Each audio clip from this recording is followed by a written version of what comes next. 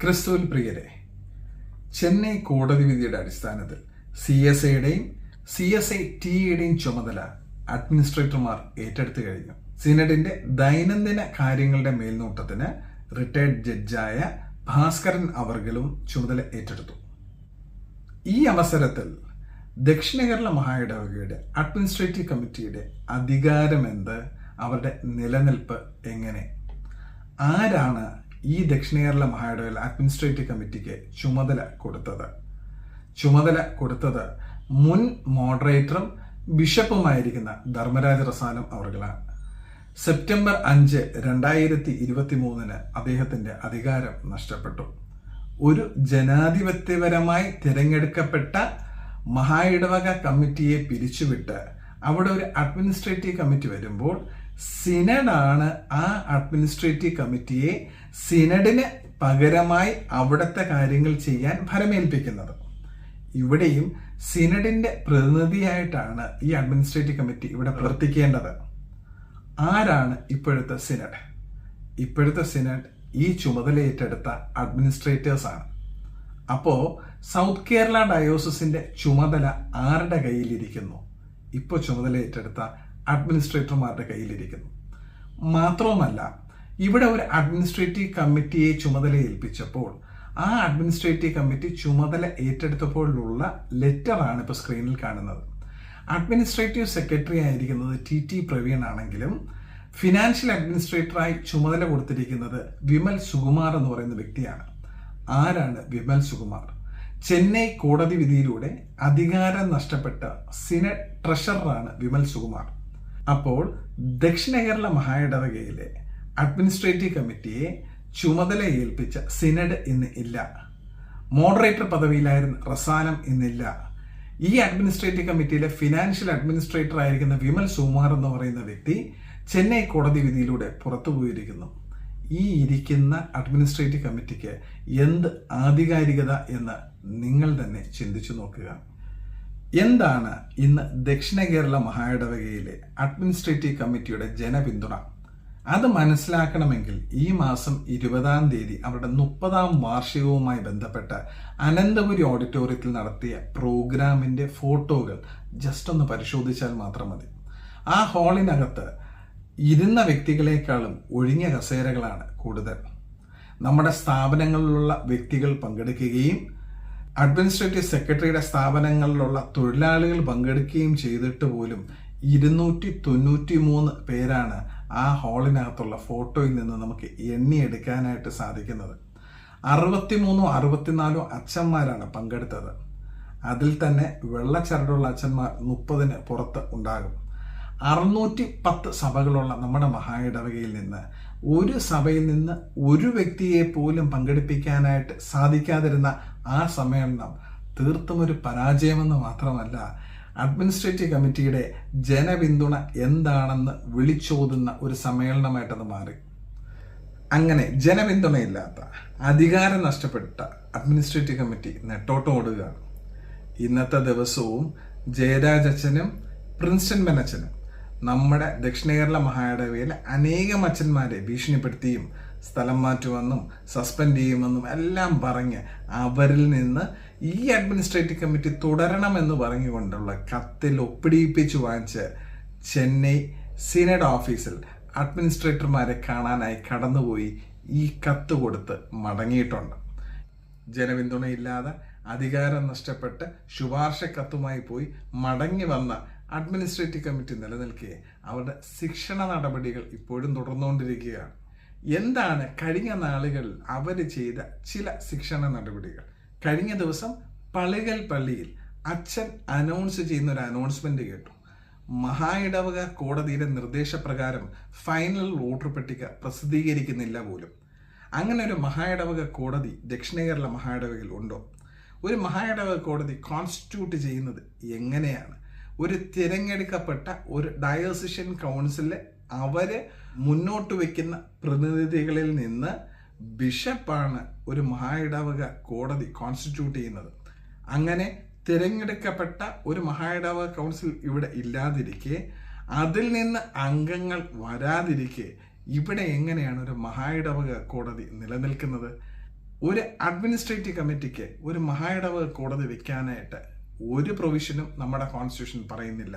അങ്ങനെയെങ്കിൽ ആ മഹായിടവക കോടതി ഏതാണ്? ആരൊക്കെയാണ് അതിൻ്റെ ഭാരവാഹികൾ?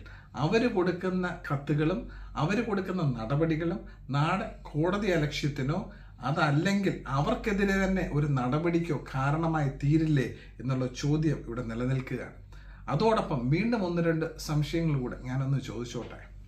ജയരാജച്ചൻ, പാസ്റ്റൽ ബോർഡ് സെക്രട്ടറി ആയിരിക്കുന്ന ജയരാജച്ചൻ ഒപ്പിട്ട ഒരു ട്രാൻസ്ഫർ ലെറ്റർ എൻ്റെ ശ്രദ്ധയിൽപ്പെട്ടു. ആ ട്രാൻസ്ഫർ ലെറ്ററിൽ എഴുതിയിരിക്കുന്ന ഇങ്ങനെയാണ്: ഫിനാൻഷ്യൽ അഡ്മിനിസ്ട്രേറ്ററിൽ നിന്ന് നോ ഡ്യൂസ് വാങ്ങി ഡിസ്ട്രിക്ട് ചെയർമാനെ ഏൽപ്പിച്ച് അങ്ങനെ ആ സഭയിൽ നിന്ന് റിലീവ് ചെയ്ത് പുതിയ സഭയിൽ ചാർജ് എടുക്കണം എന്നുള്ളതാണ്. ഫിനാൻഷ്യൽ അഡ്മിനിസ്ട്രേറ്റർ ആയിരിക്കുന്നത് വിമൽ സുകുമാറാണ്. അദ്ദേഹം ചെന്നൈ കോടതി വിധി പ്രകാരം സിനഡ് ട്രഷറർ സ്ഥാനത്ത് നിന്ന് പുറത്തായിരിക്കുന്നു. അദ്ദേഹമാണോ ഇന്നും ദക്ഷിണ കേരള മഹായിടവകയുടെ ഫിനാൻഷ്യൽ അഡ്മിനിസ്ട്രേറ്റർ? അങ്ങനെ കോടതി പുറത്താക്കപ്പെട്ട ഒരു വ്യക്തി ഇന്നും ദക്ഷിണ കേരള മഹായിടവകയുടെ ഫിനാൻഷ്യൽ അഡ്മിനിസ്ട്രേറ്റർ ആയിട്ട് ഇരിക്കുന്നുണ്ടോ? അതല്ല, അയാൾ പുറത്തായെങ്കിൽ ഈ ട്രാൻസ്ഫറിന് വേണ്ടിയിട്ട് നിങ്ങൾ നാമനിർദ്ദേശം ചെയ്തിരിക്കുന്ന ഈ അച്ഛന്മാർ ഈ പുറത്താക്കപ്പെട്ട ഫിനാൻഷ്യൽ അഡ്മിനിസ്ട്രേറ്ററിൻ്റെ കയ്യിൽ നിന്നാണോ നോ ഡ്യൂസ് വാങ്ങേണ്ടത്? ഇത് എവിടത്തെ ന്യായം? വീണ്ടും ഒരു വോട്ടർ പട്ടികയുടെ അടിസ്ഥാനത്തിൽ മെയ് 5 ഇലക്ഷന് വേണ്ടിയിട്ട് ഒരുങ്ങാനായിട്ട് തയ്യാറാകുന്നുണ്ടല്ലോ. നമ്മുടെ കോൺസ്റ്റിറ്റ്യൂഷൻ പ്രകാരം അഡ്മിനിസ്ട്രേറ്റീവ് കമ്മിറ്റിക്ക് സഭയുടെ ഇലക്ഷനിൽ വോട്ടർ പട്ടിക തയ്യാറാക്കാൻ അധികാരമുണ്ടോ?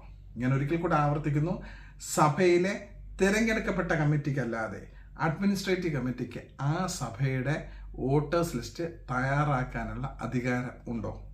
ഒരിക്കലുമില്ല. മാത്രമല്ല, വീണ്ടും ഞാൻ ചോദിക്കട്ടെ, ഇത്രയും പരാതികൾ ദക്ഷിണ കേരള മഹായിടവകയിൽ ഉണ്ട് എന്ന് സിനഡ് വിലയിരുത്തിയിട്ടുണ്ട്. ഇവിടെയുള്ള മോഡറേറ്റർ കമ്മീസറിയും ഇവിടെ വോട്ടേഴ്സ് ലിസ്റ്റിൽ പരാതികൾ ഉണ്ട് എന്ന് പറയുന്നു. ഈ പരാതികൾ പരിഹരിക്കാതെ എങ്ങനെ ഇവിടെ ഒരു ഇലക്ഷൻ നടക്കും? അങ്ങനെ ഒത്തിരി നിയമലംഘനങ്ങളും അനധികൃതമായിട്ടുള്ള അനേകം നടപടികളിലൂടെയും മെയ് 5 ഒരു ഇലക്ഷൻ നടക്കും എന്നുള്ള അഡ്മിനിസ്ട്രേറ്റീവ് കമ്മിറ്റിയുടെ പ്രഖ്യാപനം തികച്ചും നിലനിൽക്കുന്നതല്ല. അതിന് ഉത്തമ ഉദാഹരണം അഡ്മിനിസ്ട്രേറ്റീവ് സെക്രട്ടറി 67-70 പ്രഖ്യാപിച്ചത് എന്തായി തീർന്നു? 2026 വരെ മോഡറേറ്ററായി ധർമ്മരാജ റസാലം തുടരും എന്നുള്ളത് ഇന്ന് എന്തവസ്ഥയിൽ എത്തി നിൽക്കുന്നു? ഹൂബ്ലിയിൽ നടന്ന മോഡറേറ്ററും സിനഡ് ഇലക്ഷനും അഭിഭാഷകരെ പോലും തള്ളി പുറത്താക്കി നടത്തിയിട്ട് ചെന്നൈ കോടതി വിധിയിലൂടെ ആ തിരഞ്ഞെടുക്കപ്പെട്ടവർ പുറത്തുപോയില്ലേ? അതുകൊണ്ട് എന്നെ കേട്ടുകൊണ്ടിരിക്കുന്ന വിശ്വാസ സമൂഹത്തിനോട് എനിക്ക് പറയാനുള്ളത് 2 കാര്യങ്ങളാണ്. ഒന്നാമതായി, നമ്മുടെ വിശ്വാസ സമൂഹത്തിൻ്റെ മടങ്ങി വരവിന് വേണ്ടി മുട്ടിപ്പായി പ്രാർത്ഥിക്കേണ്ട ഒരു കാലഘട്ടത്തിൽ നാം നിൽക്കുകയാണ്. MM ചർച്ചിനെ പ്രതിനിധീകരിച്ചുകൊണ്ട് ഞാൻ നിങ്ങളോട് സംസാരിക്കുമ്പോഴും ഞങ്ങളുടെ സഭയെ കഴിഞ്ഞ നാളുകളിൽ ദൈവം ഏറെ പ്രാർത്ഥിക്കാനായിട്ട് പഠിപ്പിച്ച നാളുകളിലൂടെയാണ് ഞങ്ങളും കടന്നു പോകുന്നത്.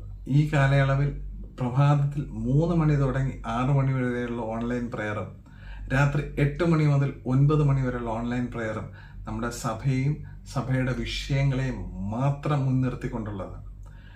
ഇതുപോലുള്ള പ്രാർത്ഥനകൾ നമ്മുടെ 610 സഭകളിലും ഉയരുമ്പോൾ തീർച്ചയായും പിടിച്ചു നിൽക്കാനാകാതെ തകർന്നു വീഴുന്ന ഈ അഡ്മിനിസ്ട്രേറ്റീവ് കമ്മിറ്റിയെ നമുക്ക് കാണാനായിട്ട് സാധിക്കും.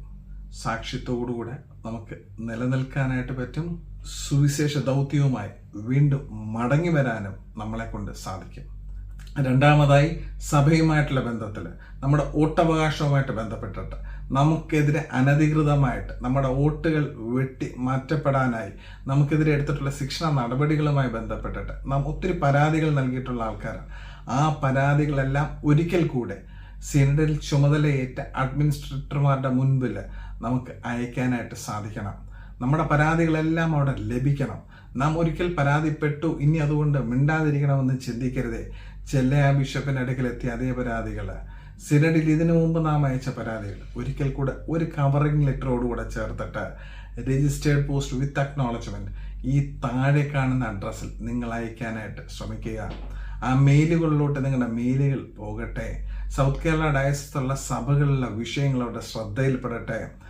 തിരുനെൽവേലി ഡയോസിസിൽ നിന്ന് പുറത്താക്കപ്പെട്ട ഒരു വ്യക്തി കഴിഞ്ഞ 3.5 വർഷമായി ദക്ഷിണ കേരള മഹായിടവയെ എങ്ങനെ ചൂഷണം ചെയ്യുന്നു എന്ന് ആ അഡ്മിനിസ്ട്രേറ്റർമാർ മനസ്സിലാക്കട്ടെ.